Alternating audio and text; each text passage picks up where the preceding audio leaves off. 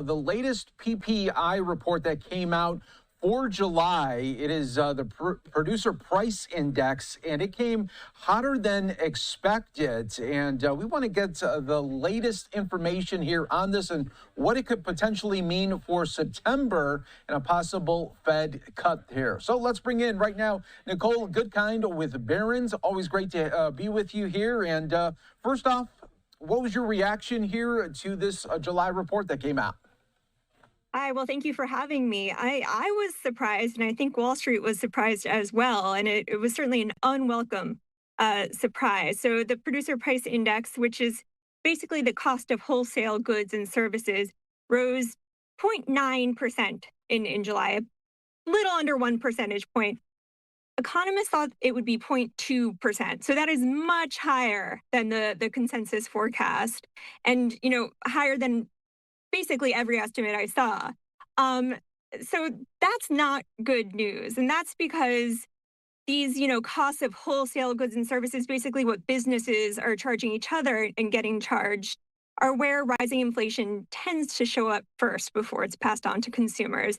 So you can see there was a little bit of a negative reaction in the markets today.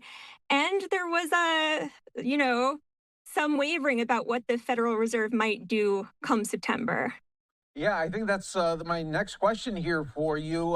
Where it seemed like earlier in the week, I mean, they said there was about an 80% chance, and then midweek it got to even 97%. So where were you at right now? What are they thinking for September? Well, if you look at the CME FedWatch tool, which is what we typically use, and that's kind of how markets are pricing in the chance of a rate hike, it's still pretty high. I think we're in the low 90s right now. But, if you looked at it yesterday, a lot of investors, or some investors at least, were pricing in a chance of a half a percentage point rate cut in September. And we saw Treasury Secretary Scott Bessent talk about that as well. It doesn't look like they think that's going to happen anymore. And we also see some pretty prominent economists now questioning whether or not September will happen, or if there might not be any rate cuts at all this year. It's all speculative. Fed governors and Chair Powell himself has said that September is very much a live meeting. So I think that this news makes it more live than it was before. We'll see what happens. But I think that when you look at the odds, they're still very much in favor of a September rate cut.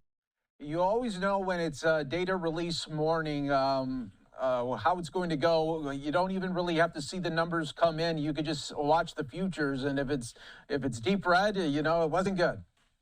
Yeah, exactly. Look, we still have another PPI report that's due out before the September meeting. We have the Jackson Hole meeting, which is next week, which is a pretty important Federal Reserve policy meeting where we'll see Jerome Powell speak, and we'll get more of an indication about how he's feeling. I don't think he's going to discuss PPI specifically, but he might have a more hawkish or dovish leaning, and we'll learn more there. We also have another unemployment report due out, and I think that that's really what we should be looking at.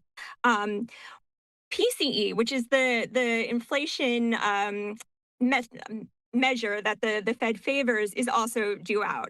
And based on what we saw today, it might come in a little hot as well. And when that happens, then I think we'll see investors really start to worry. But right now, we have time. And, although we see that these companies are having to pay a little bit more, it hasn't really been passed through to customers yet. They still have reserves, and they still may be able to shoulder some of those increased costs. Yeah, I was keeping an eye on the S&P throughout the morning, and it looked like in the morning there was a sell-off, and then it rallied once again. It's been in this rally mode for weeks now. Think tech, I think. I think it's earnings and tech news. And, I think that investors are kind of taking it on the chin. I think they realize that this is a very data dependent Fed, and there's a lot more data coming out. So, while this is a little bit distressing, and it certainly, could mean that we're going to see higher inflation data come through, there's a lot more to come.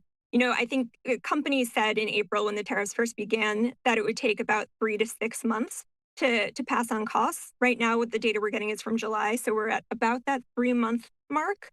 And so far, CPI was a little bit higher, but nothing to, be completely alarmed about. So right now, the consumer is not really feeling severe impacts from those tariffs, even if companies are. And lastly, here with this report that was hotter than expected, does that sort of though keep an eye though for those that were thinking, okay, can we even trust these reports anymore now that if President Trump doesn't like it, it looks like he'll take somebody out. Now that this one was hotter, it would seem like maybe okay, these reports do come out and they are on the up and up. I think that we were well, this was a lot more than we were expecting, but PPI has always been a notoriously volatile report. It's nothing new to see these kind of swings. And so I think that we will wait and to see what happens in September when we get this next report to kind of measure these. And this is why Federal Reserve officials have actually always said one report doesn't actually make a huge difference to them. They need about 3 months of reports to kind of see what's going on there. There are often revisions that come out later that really change things, which is what we saw with the latest employment report. But I think that even at his last meeting, Chair Powell was asked quite a bit about the data that's coming out and whether government data can be trusted. And I think he did express that, they depend on it. It's gold star data, and that he wants it to remain, safe. There we go. Nicole Goodkind, thanks so much for making sense of the three-letter reports. I There know you that go. Yeah. sometimes it could get a little bit difficult for the average consumer to take it in, but you made that, Alphabet soup. yeah, Yeah. you made it easy for everyone. So thank you.